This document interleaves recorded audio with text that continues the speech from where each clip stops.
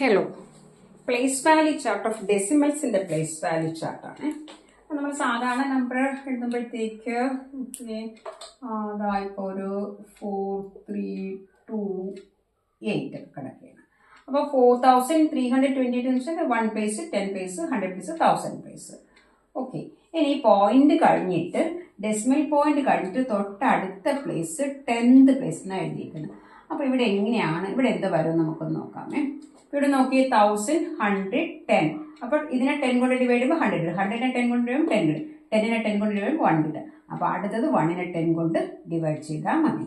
That is the 1/10. Okay, ഇനി 1/10 divided by 10 എങ്ങനെയാണ് കിട്ടുന്നത്?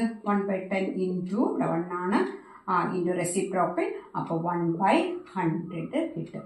ഇനി 1/100 divided by 10 divided by 10 divided by 10 ആകുമ്പോഴത്തേക്ക് 1/100 ഇൻറ്റു 1/10 അങ്ങനെയാണ് ഇവിടെ 1/1000 കിട്ടുന്നത്. ഓക്കെ, ഇത് 10th പ്ലേസ്, ഇത് 100th പ്ലേസ്, ഇത് 1000th പ്ലേസ്.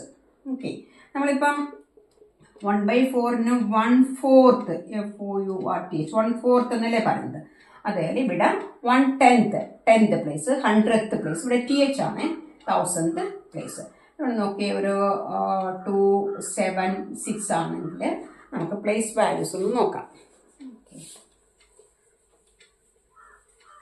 പ്ലേസ് വാല്യൂസ് എന്ന് പറയുമ്പോഴത്തേക്ക് ഇവിടെ 8ന്റെ നമ്മളെങ്ങനെയാണ് പ്ലേസ് വാല്യൂ, 3ന്റെ പ്ലേസ് വാല്യൂ ഇവിടെ എങ്ങനെയാണത്? 3 × 100 എന്ന് കൊടുക്കും അല്ലേ. ദാറ്റ് ഈസ് 300 ആണ് പ്ലേസ് വാല്യൂ. അങ്ങനെയാണെങ്കിൽ ഇവിടെ നമുക്ക് നമ്പർ മാറ്റി കൊടുക്കുകയാണ് 5.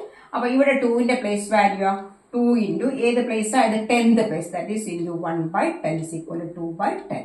ഇനി 7ന്റെ പ്ലേസ് വാല്യൂ ആണെങ്കിൽ 7 ഇൻറ്റു 1/100, 1/100 ഇസ് ഈക്വൽ ടു 7/100.